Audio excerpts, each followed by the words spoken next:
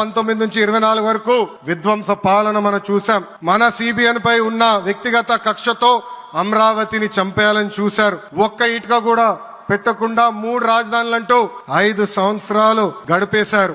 8 ఏళ్ల పిల్లోడి దగ్గర నుంచి 80 సంవత్సరాల వృద్ధుడు వరకు జై అమరావతి అంటూ జెండా బతుకుని రోడ్డు పైకి వచ్చి ధర్నాలు చేస్తాం, పోరాటాలు చేస్తాం మనందరం చూసాం. జై అమరావతి అన్నందుకు రైతులకి సంఖ్యలేశారు. జై అమరావతి అన్నందుకు మహిళా రైతుల్ని పోలీస్ బూటులతో తన్నిచ్చారు. జై అమరావతి అన్నందుకు రైతుల్ని ఏకంగా పెయిడ్ ఆర్టిస్టులు అన్నారు. ఎన్ని అరాచకాలు చేసినా అమరావతి రైతులు తగ్గేదే లేదన్నారు. 1631 రోజుల పాటు అమరావతి ఉద్యమం కొనసాగింది.